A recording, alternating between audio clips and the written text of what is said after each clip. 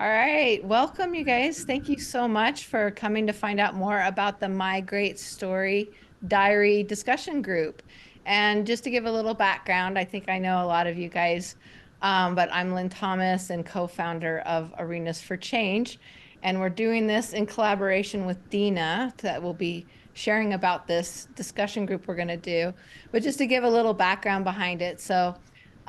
Dina is a member of Arch and she does amazing programs for youth. And she's presented a few times with our Arch community calls. So if those of you who have access to that in the membership area, about the work she's done in Afghanistan, incorporating story, and she's going to share more about that. But it's really incredible the work she's doing impacting youth and really high conflict, really high trauma areas that these kids are in. And so the work that she's doing is having an incredible impact. And so we've had the opportunity to talk about this and learn about her diary that she's created through this journey.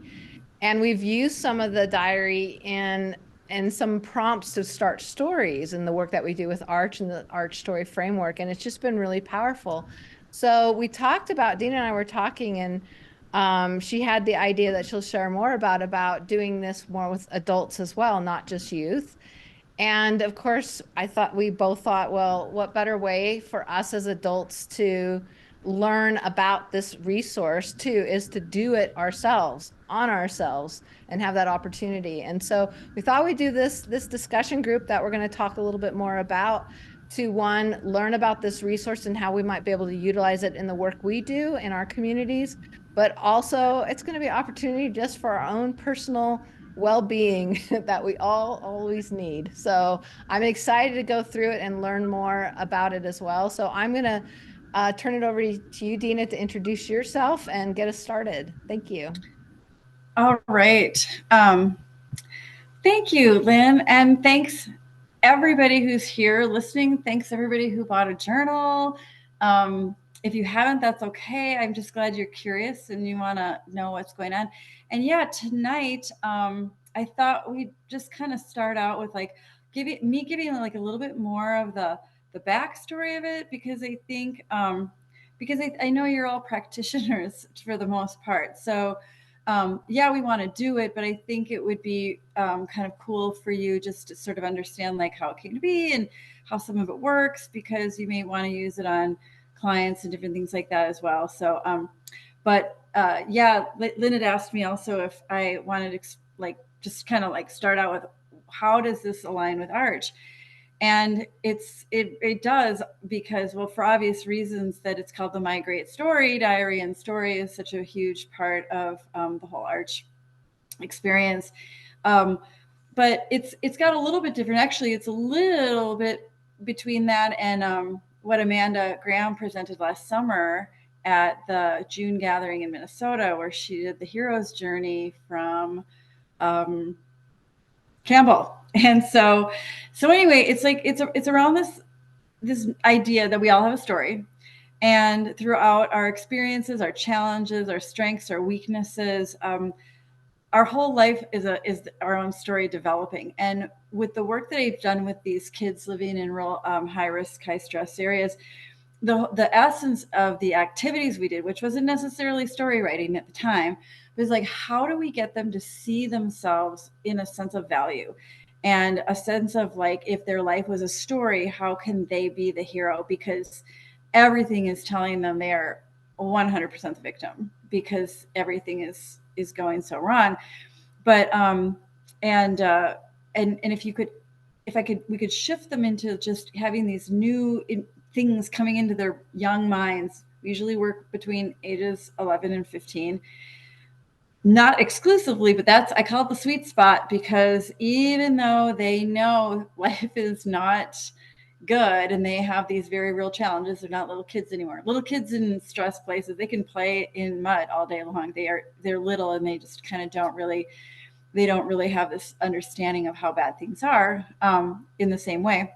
But like it is fascinating, like in this age group, there's still this kind of yeasty, like embryonic stage of their brain that like they don't necessarily believe that it's over.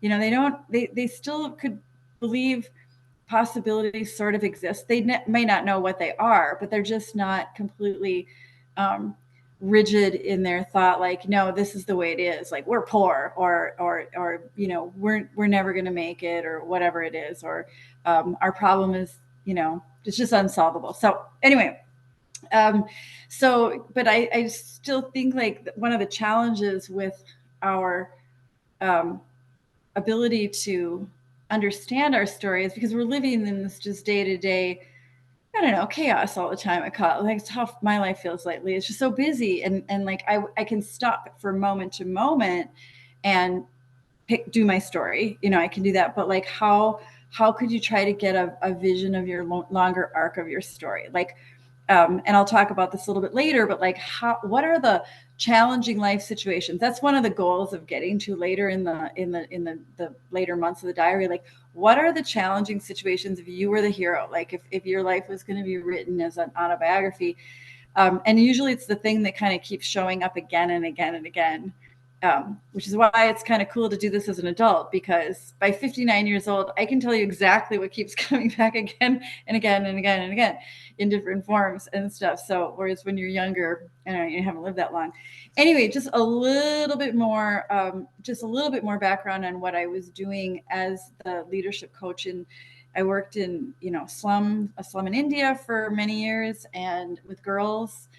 So they're not just dealing with poverty, but just the gender labels, and just so many cultural things working against them, along with the poverty and being a girl. And then a lot of work in Afghanistan with girls there, and with displaced teens, really, really living in some just wretched conditions, prisons, things like that. And so, for the most part, what we would do is different experiential activities that would kind of get into their brain to sort of make a shift. And one thing would be taking them on different kinds of field trips, taking them to different places. And as Lynn mentioned, like anytime if you go to a different place, your setting is now changing, your setting of your story. And then you can kind of work with that a little bit more on feeding in new ideas. We would do things like journaling, or taking them to meet like important people, professionals, college professors that are giving due regard to these young people, and not reflecting back like, oh, you're from that slum, or oh, you're those people, or oh, you're those guys that are in trouble in the prison, stuff like that. So and so back to this journal experience, like, I had this idea, like, where did the journal piece, the My Great Story Diary journal, come from? Is we had done for so many years, me and my team, so many different kinds of experiential activities. We had so much just like a box of marbles, like there's so many different things we've done that it's like, how would I even explain it? And like, what if it was sequenced? Like, what have I learned to sequence it in a way that maybe it could be something that people could do without me being there, even, and without a grant being written to go fly across the world, but you could help them have these same shifting story experiences in a way. So anyway, so that was kind of how this idea came. And so I started this about 5 years ago, is trying to, like, which would come first? What would be the first thing that you did? And then what would you do? And then how would so that was a fun kind of activity to try to sequence. And also, just as on a side note, it was the United Nations has an International Day of Peace, and they were asking if I could come up with an activity for peace building. And that was sort of one of the other ideas behind this. Like, well, I don't know, what would it take to actually build peace, And I thought to myself, it's a little out there, but how could you prevent all the people that are anti-peace in the world, like all of your tyrants and dictators and troublemakers, like how could you, like, turn them opposite? And so I thought, yeah, a year of prompts starting when they were 11. And that was sort of this idea, like, we gotta go back in time, and we're gonna reprogram them, and then they're gonna be peaceful people because they can reframe their story better.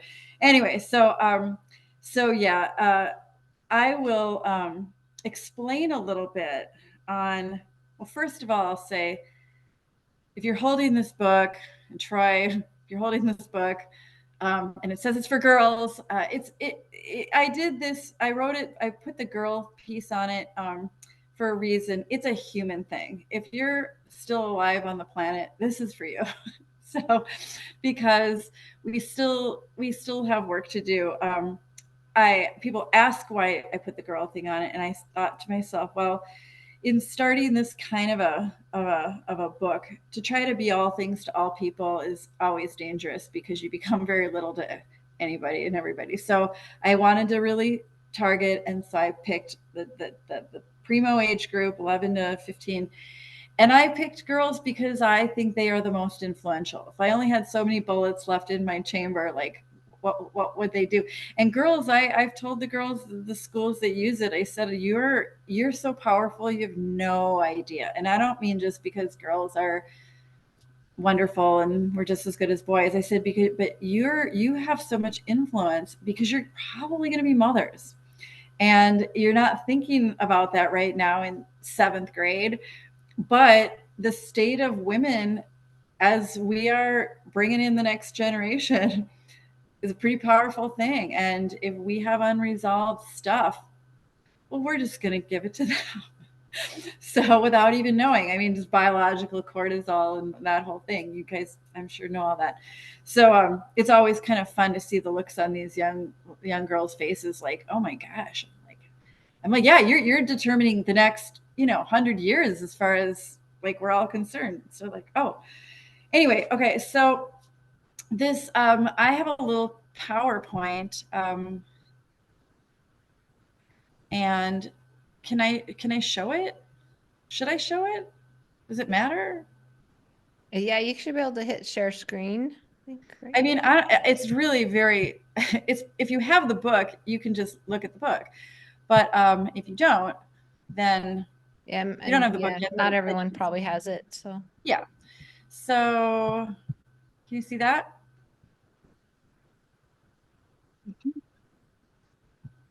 All right. I'm sorry. Um,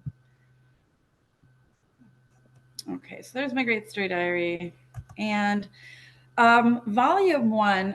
This is month one of volume one, and volume one has 3 months in it. I broke the whole year down into 4 volumes, three each. And what volume one or month one is, no, excuse me, I'm getting ahead of myself. Volume one is all 3 months. It's kind of it begins with this like introspection on what's going on within ourselves first. And each month kind of tackles that in a slightly different way. And, I just kind of believe, a lot of people do, that before you can build anything, you need to have a really solid foundation. And so building your story, you want to have the most solid foundation. But like gardening, I just love metaphors. You need to know what's in that soil already too, if you're going to grow things. And so month one is the beginning of trying to figure out like what is going on inside ourselves. And untangling emotions is what month one is all about, and called the laundry room of life, sorting things out one load at a time. Just we're gonna, for 30 days, we're gonna pick apart situations with a prompt. The prompt gives you a situation of something going on in the world that's probably stressing you out, because we're gonna go after the stressful things first, to kind of gain awareness of like, what are we aware of, what are we aware of, and what are we like a lot of, for example, just looking at your phone and news feed all day, there is so much stuff coming into your brain that we can't even know it all. So it's like, what might have come in there that we hadn't really thought about, but it's actually really affecting us a lot, because that can happen a lot. And then getting into what emotions that situation or that thing that we're going to talk about or look at, what emotions were in there. And this is and the first thing that you'll see when you open it is this wheel of emotion, which is a tool that kind of helps through every day, every prompt for the whole, really almost the entire year experience. And it's, you guys have seen emotion wheels before. It's not I've invented something brand new, but I did put a lot of words in that I think are really kind of important words, that and especially ones that maybe young people would use, or stretching them a little bit. And and understanding, and I know you all know this as much or better than I do, but like how emotions are affecting our thoughts, and then how our thoughts affect everything else that we do in our bodies, where we hold these stressful feelings, like in our shoulders or our gut or our head or our jaw or clenching teeth. Or there's so many places these. So like not only a situation happened that the prompt is going to help us unearth, and then we're going to kind of figure out what are the words that help us like reconcile what that feeling is. But we're also going to go even deeper on like, where is it stuck on us? Where is it affecting us? And we're not really thinking about it. And then also how it affects our behaviors towards others, ourselves. I mean, as adults, like, are we, having a drink as soon as we get home, or are we distracting ourselves with nonsensical things, or lashing out, or shutting down, like all these. And it's just very interesting because when you start going through the individual prompts, and you do one a day, which is why that's why it takes so long, is because just do one a day. If you try to pile in a lot, it you're kind of missing a lot of the magic of like what each of those situations that you're uncovering really what it was really doing by rushing through it. And then also by doing this activity here for 30 days, going through the different questions and prompts. Some of it is external stuff, what's going on in the world, what's going on in your neighborhood, what's going on in your family. And then a lot of it leads into the internal stuff, like, what did you forget to do? Who talked over you and didn't let you finish your sentence? And it's funny how often that one really does affect us, even though it didn't seem like a big deal. Like we got unfinished business, or just something that you just really wish you didn't say, wish you could take it back. And a lot of little just universal human things. But these little micro activities start to build a habit. And obviously for young people to see this wheel every single day, going back to it, they're no longer just using words like, how do you feel? Oh, I feel mad, or I feel sad, or I feel scared. That's in the center of the wheel, these very vague terms, but like kind of they're building their own vocabulary. This larger emotional vernacular, I call it, like, so that if you're rejected, you're rejected. If you feel invisible, you can just say that. And so kind of what's neat about it is usually by day 20, your brain is now trained with these words. So ideally, when the stressful thing is happening, when something's, I don't know, whether it's in traffic or at work, or something just landed on, in your inbox, it's like, oh no, it's just, no, I can't even, just, we're always getting blindsided. You can literally, in the moment while it's still happening, being like, oh, I'm feeling intimidated, I'm feeling bullied, I'm feeling harassed, and if you're able to start to get these words just floating through your brain constantly, you can literally start calming yourself down. Because that's one of the things that being able to pinpoint those emotions, even if nothing's changed, you're pinpointing it, you start to get a sense of agency over it, and it calms you down. And it can take you from just feeling like you're going to explode 10 out of 10 of, rage, down to like a 4, where it's like, okay, this is not ideal, but like I can handle it. And I can definitely manage this. So the habit building. And then, just as like one random example you'll see in there. And as you are looking at it, well, I'll let you know when we get to the end of the presentation, like how we're going to go about it. Because a lot of the prompts in here talk about school, and you're probably not in school. Like, how will we approach those questions? And it's going to be a fun little activity. Just stay tuned for that. But and then month 2 really follows the same.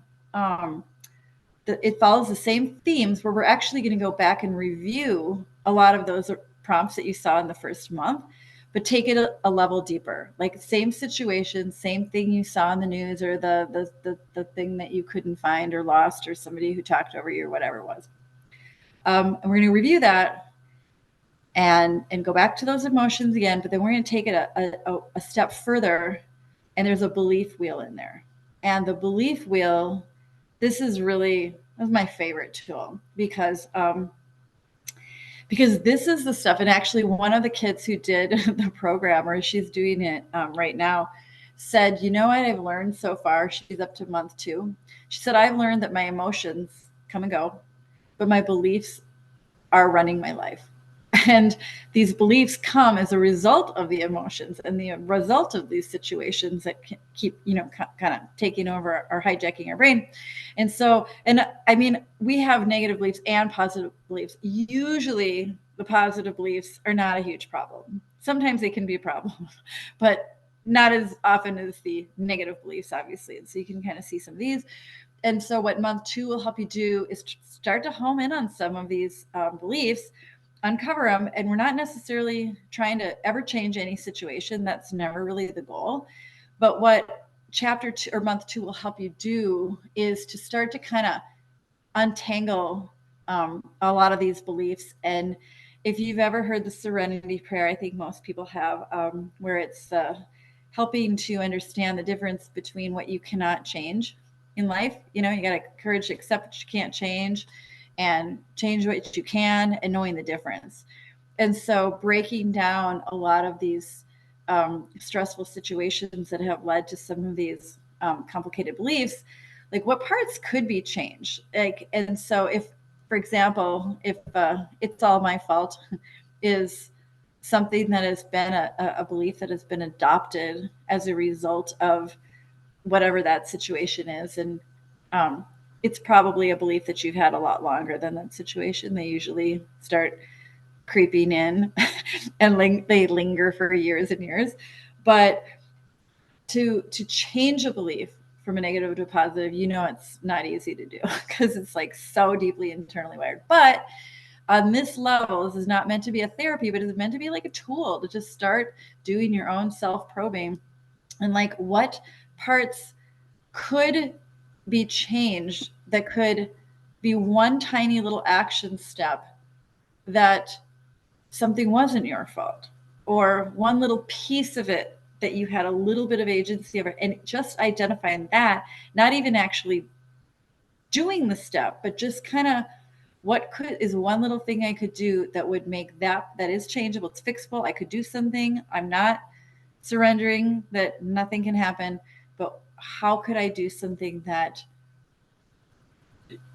flipped into a different kind of a belief system? So anyway, when you have the book, it kind of you'll kind of see it guides you a little bit more with that.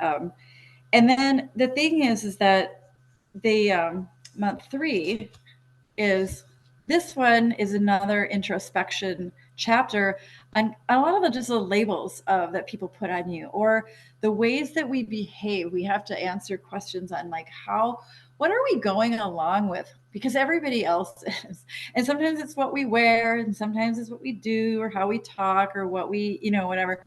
But it's like, are we faking it? Are we just sort of showing up in some way that's not really how we feel? And are we a little resentful about that? Maybe not. Maybe it's just like, no, it works. But and it's trying to uncover, now that we're kind of getting these first 2 months of like a lot of this just deep junk, like just unearthed, so it's not like completely cloudy in your brain. Now we can kind of focus a little bit more on this.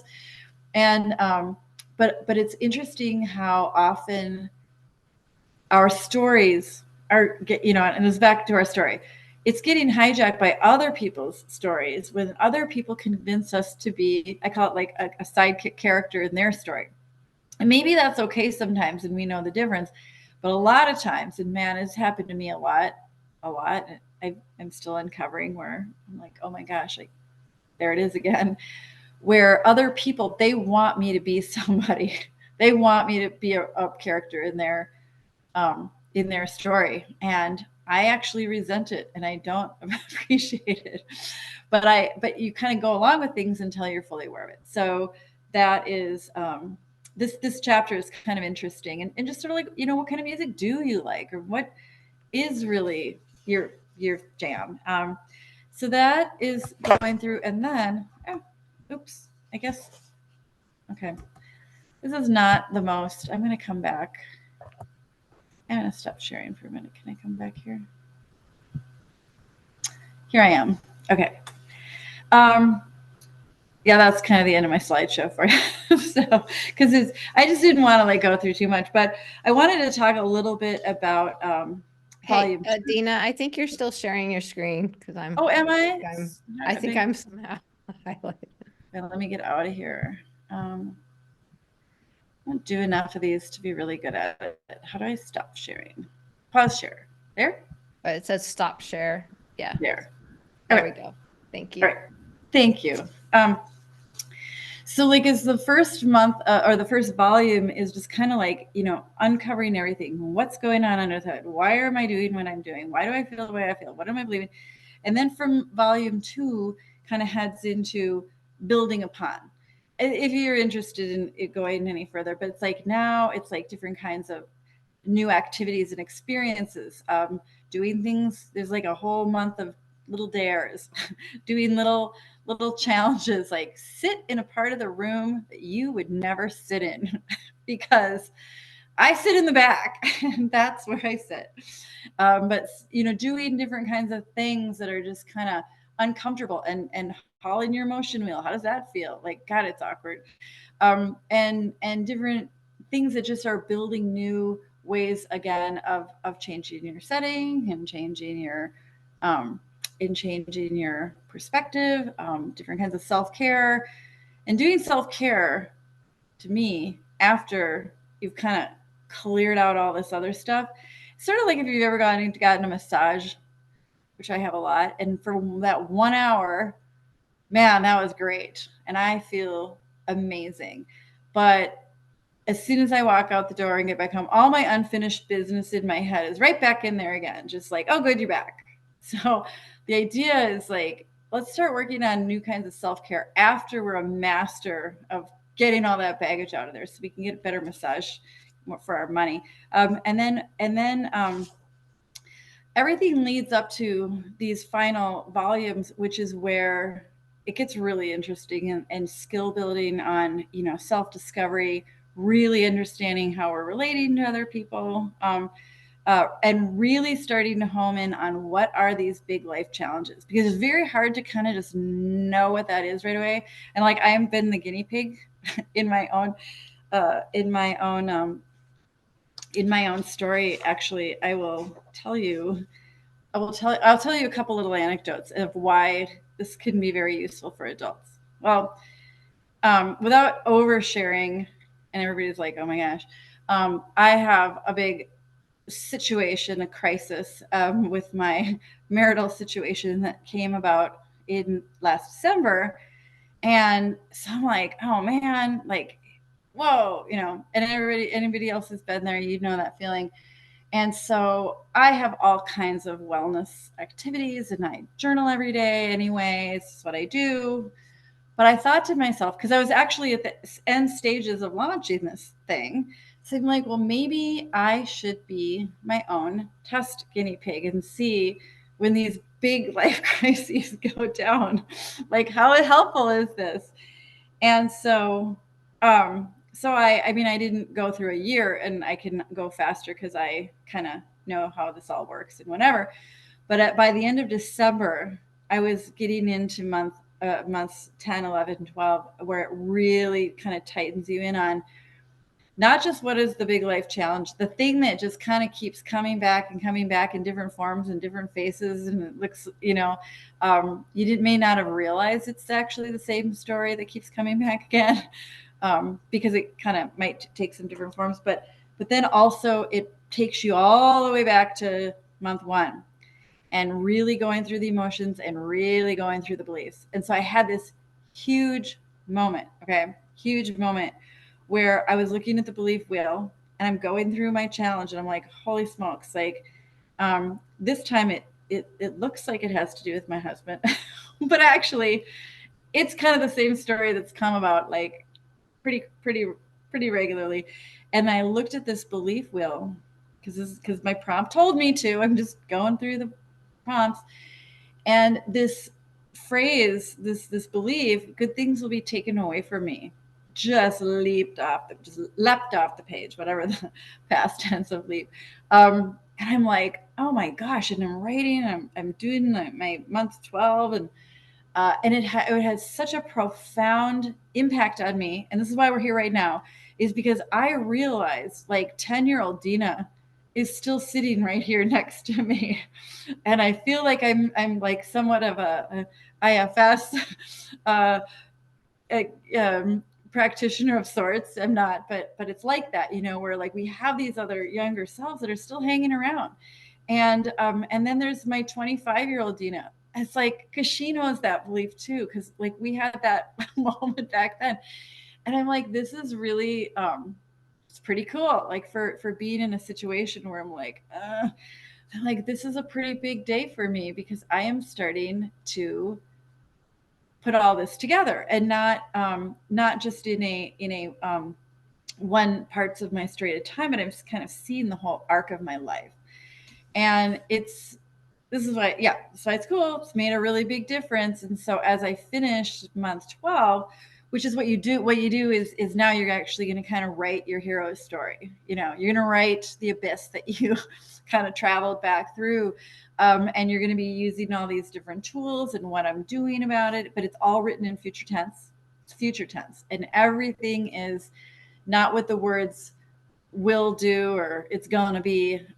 It's all written future tense, like it's already happening. And so I did that. It's just like, wow, feel really different. So I was the guinea pig. And then I have one other story that I wanted to share that kind of brings why this can really work. And um, it's a woman who is she was not she's a colleague now. I didn't know her then, but we were trying to do some strategic partnering between my workbook project, and she works with vulnerable children in very stressful situations. Anyway, we had set up a Zoom meeting, and she's busy, so we planned it 2 weeks in advance, and I'm on my Zoom ready to start. I got my hair all washed and I'm ready to go. And 30 minutes goes by and she shows me. I'm like, oh my gosh, well, I hope everything's okay. And I text and I'm like, I'm here. Okay, I'm leaving. It's been 30 minutes. And then I get the apology later. This happens. I get it. The apology comes in. I'm so sorry. Let's try again. So another 2 weeks out, we schedule another Zoom. Back to me, wash my hair. I'm sitting there all ready to go. And then she shows me again. And I'm like, what's the deal? Like, this isn't working for me. So um and so I just said, I hope you're fine. I hope everything's great. Whatever.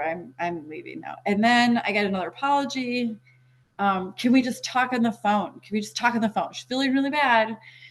And she's like, today, I got time today. We'll just talk. I'm like, okay, I can be free by noon. I'm ready by noon. So she's like, okay. So at noon, I call her, I get her voicemail, and I'm like, I'm done. I'm done with this person. And so, but then a little while later, I thought to myself, you know what? Maybe, because I know what she does for a living, and she does have a pretty stressful job. And I thought maybe she needs the emotion wheel and maybe she just needs a little free coaching. So now I have her phone number. So I sent her a text and I said, here's the deal. Let's just not make another meeting. Just forget it. Okay. You're busy. But I think you're very stressed because you have a stressful job. And if this offers you any comfort at all, here's a little picture of the emotion wheel. And if you can stop your life for 60 seconds and just in that moment, find those words and just sit there with them and do nothing but that. That's my gift for you. Have a nice day. And so, anyway, I got a call back pretty quickly. She's like, oh my gosh, actually, my life is in so much distress. I'm so overwhelmed. I missed all of our meetings because I was having panic attacks. And I'm like, oh my gosh, okay, so I'm glad that I got over my first Dina was like pissed off. And I became compassionate Dina. And so she said, I totally need this for myself. I'm like, yeah, you do. We all do. We all do, and you cannot only, you only put so much stuff on your shoulders and in your brain before we all topple over. So you're not crazy and you're not special either. So that's just all. But I said, here's what I'm going to do. Cause she's like, I really need your program. I said, well, here's what I'm going to do. I'm going to give you 30 days of, I'm going to send a little prompt every day in your email, just the month one. I said, you do it every day. Give yourself 3 minutes, write it in a journal. Don't just answer it in your head and walk away. And it was really funny by day 5. And so I just sent it. I'm like, you don't have to answer. Just send it one at a time. By day 5, she's back on the phone and she's like, this is so helpful. And so anyway, it's a great story because she's also brought the program to all the kids that she's working with. It's like 1,000 of them right now, and it helped her too. So it is for adults, it's for all of us. But here's what I am thinking of here, and this is, actually, I'll just say it. It was on that last screen, but the thought that I'm having with this book discussion group is really creating a youth adult partnership with ourselves and our younger selves. And it could be any of our younger selves because we have lots of them. So for example, like what you would do, this is kind of like the and maybe it doesn't work. I don't know. I've never done it before. You're guinea pigs now.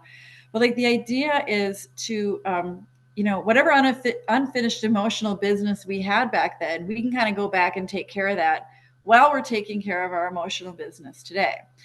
And the prompts are kind of like a portal to the past. And so if you used a notebook, and I would probably just do that, keep your little cute books clean and cute because you really want to get jamming on, and you're going to need a lot more space.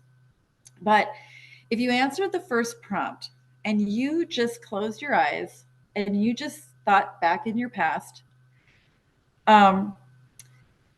is there any resonance with any point in my past from anything that I can remember? Some people, you might post crazy stuff out, from when you're really young, especially if it was a big thing that meant a lot. You probably remember it. You might be able to retrieve it. And again, like going back there, can you remember how you felt? Can you remember some of the feelings that you might have had? Can you remember who was there? Can you kind of like even just sort of flesh out like what was the situation? Who was around? How was I feeling? Anything? How did you cope? Anything that you can get out of that, and then maybe flip the page or write in a separate section.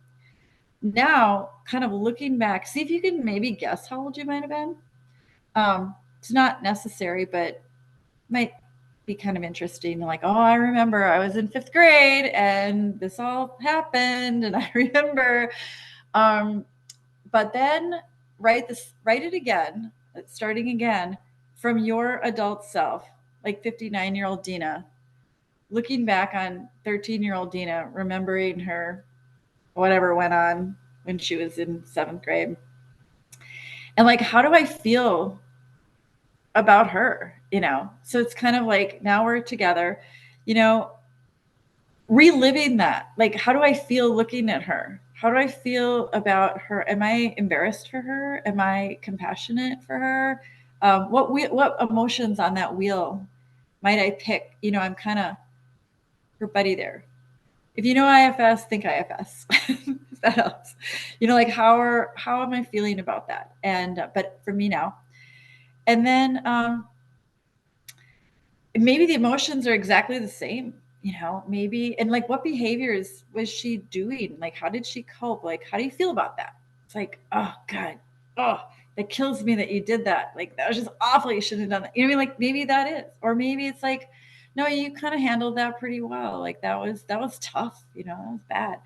And then the last part is do it again, just as you are today. Something that happened today or this week or very in your current life of your current age.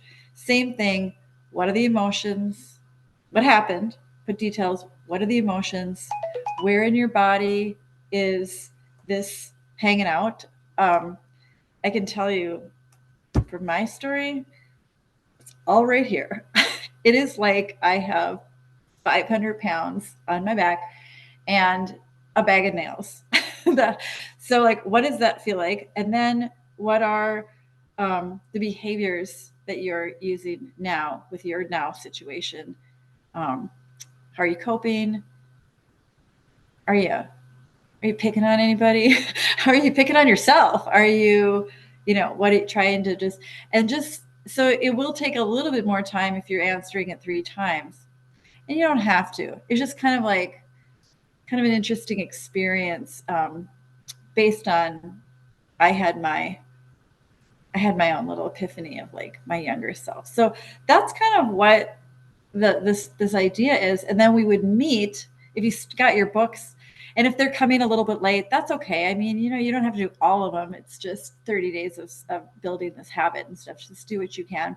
And then we would come back in a month and ideally break off into small groups and share, like, did you have any big epiphanies? Did you have any you won't be on the month 2 with the belief wheel like me yet, but like it doesn't matter.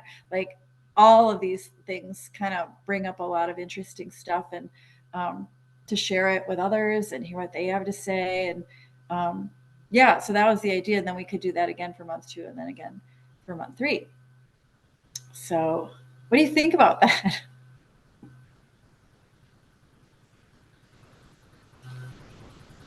I'll just share first. Yeah. Oh, thanks, Bev. You're um, did you have something you want to share, Bev?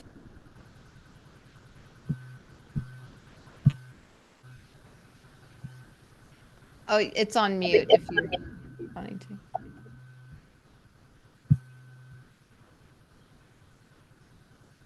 Oh, yeah.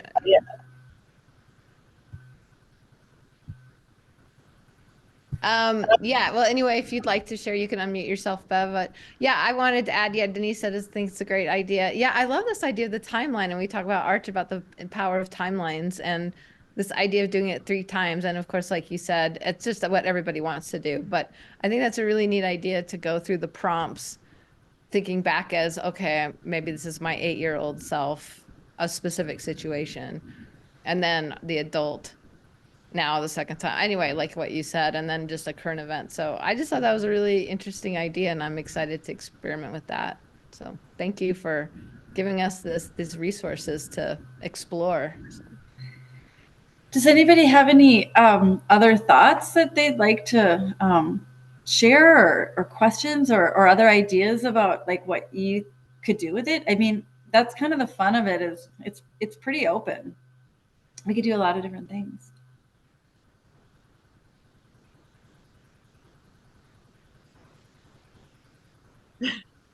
I have some thoughts, questions, comments, a lot to think about. I'm really impressed with all of what you're doing. I do groups, and I've been doing more and more women who have had military sexual what am I trying to say? My brain's assault, yeah, trauma.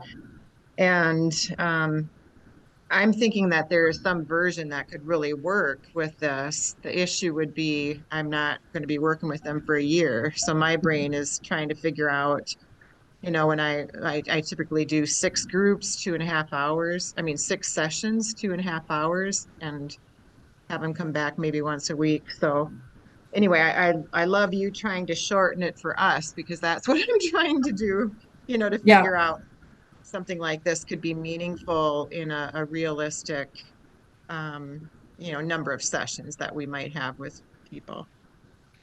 That's really interesting. And one of the things that I'm working on for uh, a school is, well, I'm working on for more than just a school, but this is a specific thing where they have, kind of like you have a very segmented audience that you're working with, and so doing a digital version of this which makes it just a lot easier to adapt because reprinting and hiring graphic designers to do the whole layout, but like, so doing like like it would come into their email every day as a prompt to do, and I could flex the time could be adapted a little bit, and again for the audience a little bit. Yeah, it's a school that they have a lot of kids that are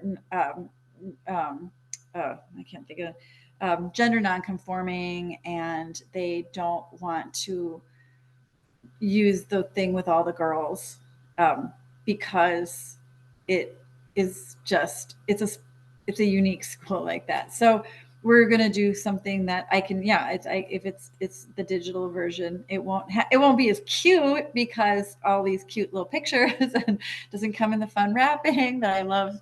Denise loves too. So, but anyway, Kathy, we can talk after you experience this, and if there's a way that it can be the digital version modified for an audience that could support, I'd be really happy to explore that with you. Thanks. Yeah, I love that idea. Yeah, but I love that you're the practitioner, kind of taking it for a test drive first and see what you Well, uncover.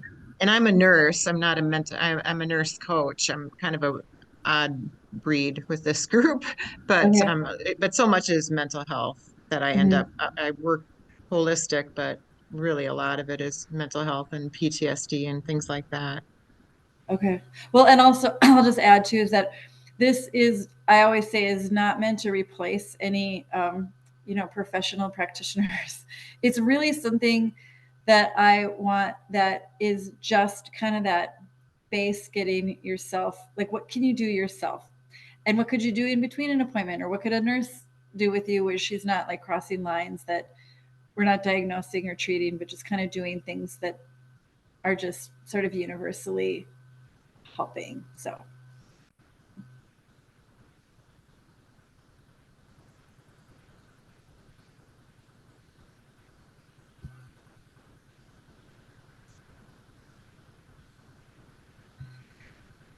one page a day. Yeah, I'm looking at some of the comments here. Yeah, taking the pressure off just in one little bite. So, um, and give yourself some time to reflect, or you can read the prompt in the morning and don't answer it until in the evening or whenever you're place where you kind of get a little quiet time. You don't have to just sit and read it either, but Yeah. So Dina and everyone, I put in the links too, and it was in the email. We'll do a follow-up email too. If you'd like to get a copy of the first month or the first volume, which is months 1 through 3 of the diary, there's the link there in the chat. And then there's also a link to a video that talks about the volume 1 that you might be interested in looking at.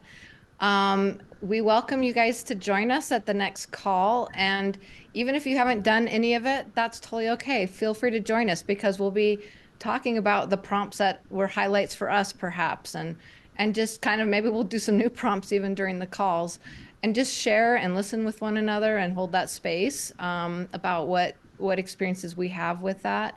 And then through that, of course, learning about how this might benefit the clients that we work with. And so that's kind of the idea of what we'll be doing. So I don't want anyone to not feel like don't not come, even if you don't have the diary, or even if you have the diary, you haven't done any of the prompts, feel free to still join us and enjoy the discussion time that we'll have with each other. So yeah, I don't know if there's anything to add on that, Dina.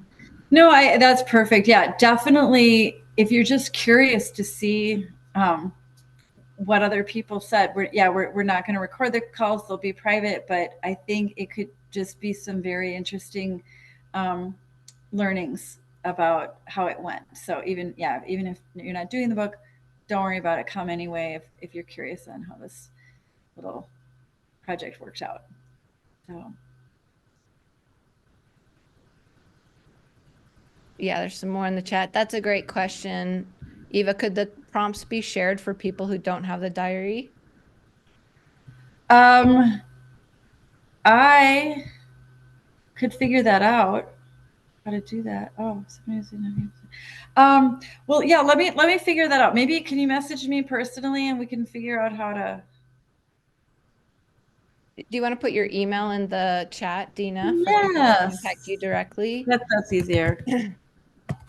And like I said, I know we've done some, like even our the arch certification that we call the professional designation. We have community practice calls, and we've actually used the diary where we use those prompts again to practice and doing a session on one another in that. So I'm just putting that thought out there of just, maybe it gives an idea to structure something or invite your clients again to start their story through using one of the prompts that you experience in the diary.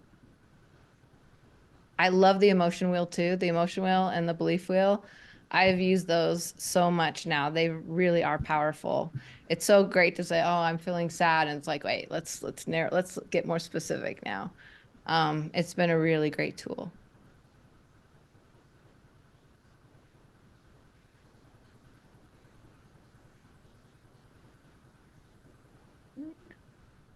So yeah, is there any other questions, thoughts about what we'll be doing in our discussion group time? And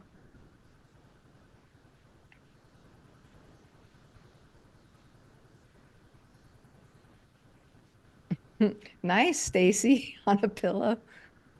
I know, that sounds cool. Oh, that's great. I didn't know they have those. That's really cool.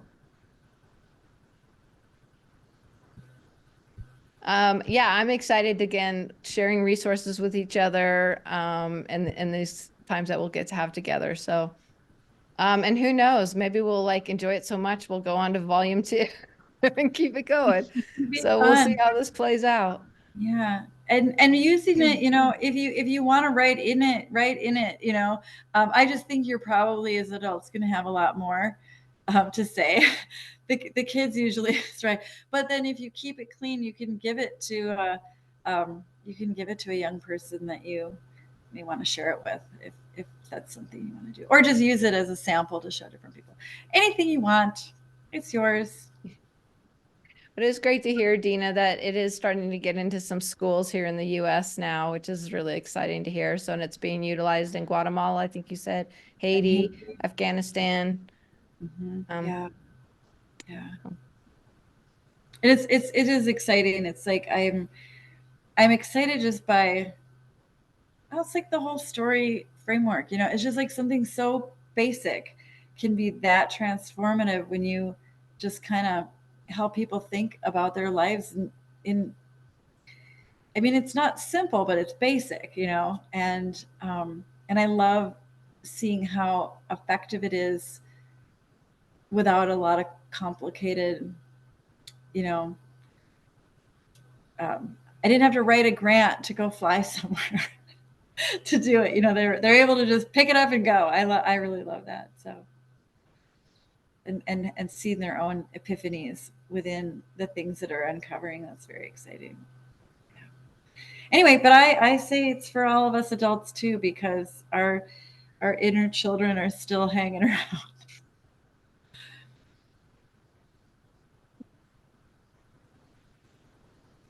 All right. Well, we'll send out a follow-up email. You guys have the Facebook link. Feel free to register for any of the upcoming calls.